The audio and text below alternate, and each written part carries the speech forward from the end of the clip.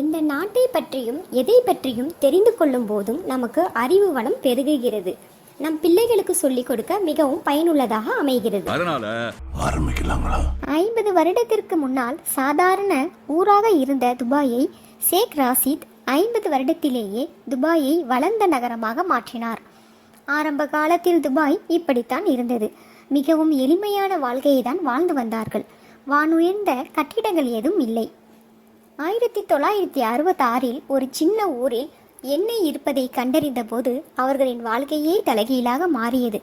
அந்த நேரத்தில் இருந்த ஆட்சியாளர் ஷேக் ராசித் எண்ணெய் வளம் குறைவாக இருப்பதைக் கண்டு இது நம் நாட்டு வளர்ச்சிக்கு பெரிதாக உதவாது என அறிந்த மன்னர் இந்த நாட்டை தொழில் வளமிக்க நாடாகவும் அனைத்து வெளிநாட்டு மக்களும் வந்து போகும் சுற்றுலா தலமாகவும் மாற்ற வேண்டும் என விரும்பினார்.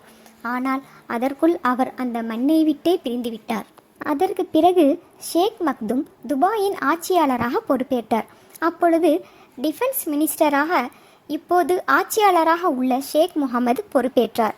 மன்னர் ஷேக் முகமதின் நாட்டின் வளர்ச்சிக்காக கடினமாக உழைத்ததைக் கண்டு அன்றைய மன்னர் ஷேக் மக்தும் ஷேக் முகமதையே துபாயின் ஆட்சியாளராக மாற்றினார். ஆனால் ஷேக் முகமது தோல்வி அடைவார் என்று பலரின் எதிர்பார்ப்பு இருந்தது. ஆனால் அவரது விடாமுயற்சியால் பாலைவனத்திலேயே மிக உயர்ந்த கட்டிடங்களையும் மிக பெரிய செயற்கை வளங்களையும் உலகத்திலேயே மிக முக்கிய வியாபார நகரமாக மாற்றினார்.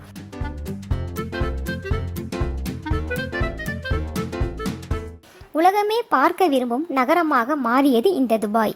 துபாய் நகரத்தில் வேலை செய்பவர்களுக்கு நீதமாக இருக்க வேண்டும் என்பதில் ஷேக் முகமது உறுதியாக இருந்தார். அதனாலேயே லேபர் லா ஸ்ட்ராங்காக இன்று வரை இருக்கிறது. இதனால் அங்கு வேலை செய்பவர்கள் மிகுந்த உற்சாகத்தோடு முதலாளிமார்களுக்கு அடிமைத்தனம் இல்லாமல் சுய கௌரவத்தோடு வேலை பார்த்து வருகிறது. இதுவும் துபாயின் முன்னேற்றத்திற்கு முக்கிய காரணமாக விளங்குகிறது. ஷேக் முகமது அவர்கள் 1999 தனது அரசு அலுவலகத்தில் பணிபுரிபவர்கள் காலதாமதமாகவும் அலட்சியமாகவும் வருவதாகவும் தகவல் அறிந்து அதிரடியாக அனைத்து அலுவலகங்களுக்கும் சோதனை நடத்தி தாமதமாக வந்தவர்களை அதிரடியாக பணி நீக்கம் செய்தார். இந்த நிகழ்வு அனைத்து மக்களுக்கும் வரவேற்பை பெற்று கொடுத்தது.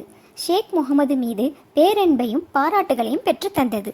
இந்த வீடியோ பிடிச்சிருந்தா கண்டிப்பாக லைக் பண்ணுங்கள். இது வரைக்கும் இந்த சேனலை சப்ஸ்கிரைப் பண்ணாதவங்க கண்டிப்பாக சப்ஸ்கிரைப் பண்ணுங்கள். நன்றி.